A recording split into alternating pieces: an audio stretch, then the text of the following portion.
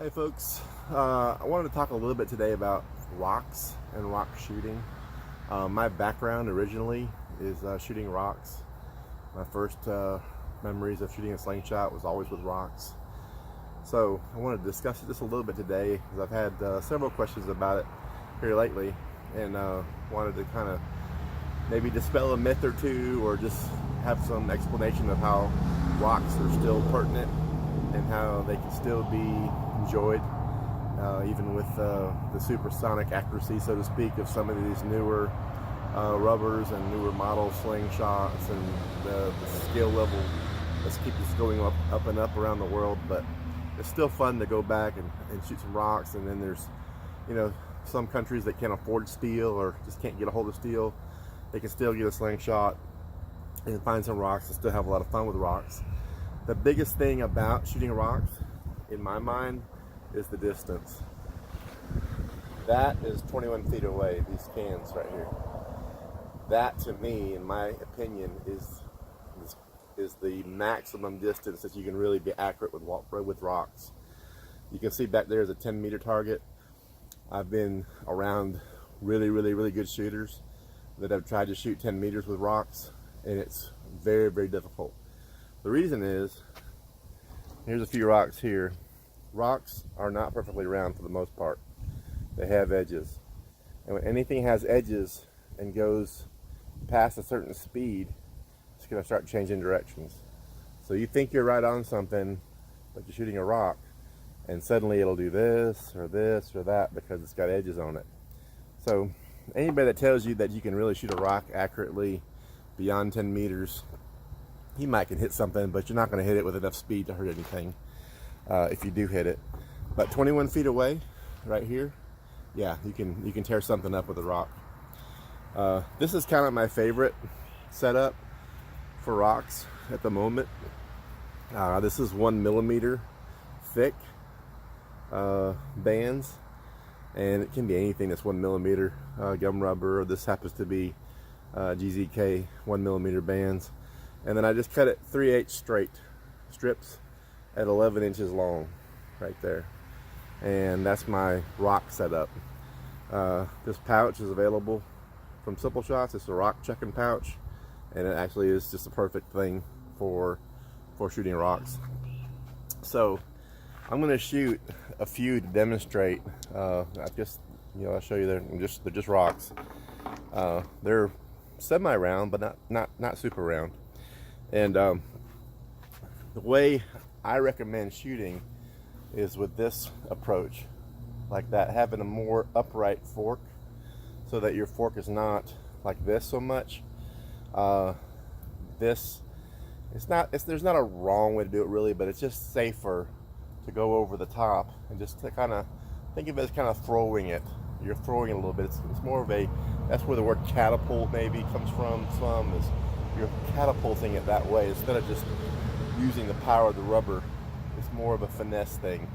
So I recommend having the slingshot either like this or like this, and I'm going to shoot it more like this, and then pull back. Not too far, but you'll get a feel for how far to pull back and where to let go. And so let me demonstrate this a little bit. Now keep in mind this is only 21 feet away, but with the rock you can still be accurate at 21 feet because it doesn't have time. The rock hasn't had time to make a big turn yet. So at 21 feet you can hunt, hit stuff, kill stuff with rocks. I killed a lot of animals, birds in my childhood with rocks. Ate every one of them, but rock did the trick. But it's just about getting close enough. So here's a couple of shots just to demonstrate my shooting style with rocks. And you can see it's plenty hard. If you hit something with a rock with that power, about that size of a rock, you're really gonna do some damage to it. And it's just a nice easy pull, nice over the top. It's not really a flip. You do anything too quickly, you'll either smack your fork or hurt yourself. So it's just a nice easy pull, nice easy release.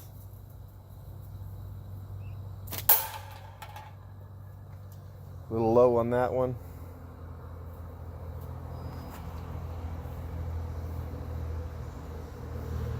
Another rock.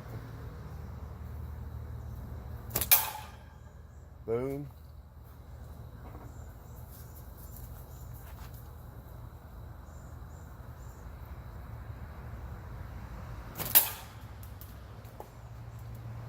And they're never going to be as accurate as a steel ball or a ball bearing or marble, but still, and I've missed a couple, but with every shot, I'm right on it, right close.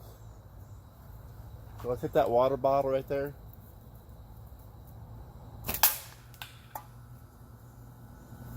I said water bottle, but I hit the can instead. That's just a miss, but hey. Another shot, trying to hit that water bottle for sure, for real. So there goes the water bottle. This is all rock shooting from 21 feet. There's one more can on there. Let's see if we can take that can out. This one's kind of a flat rock. It's just like this. And it's still shootable. It's just a matter of controlling the speed where it's just not going so fast that it will turn before it gets there. So if you shoot this right, you still can take out something 21 feet away.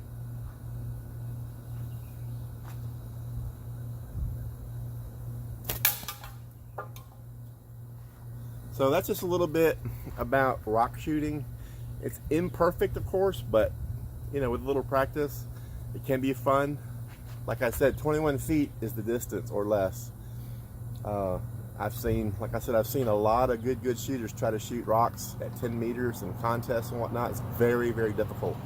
But close range, it is a lot of fun. So, let's see, I got one left here. Get out there and shoot some rocks. Here's my setup, and have a little fun. Just going out without ammo, pick up some stones, acorns, and blast away.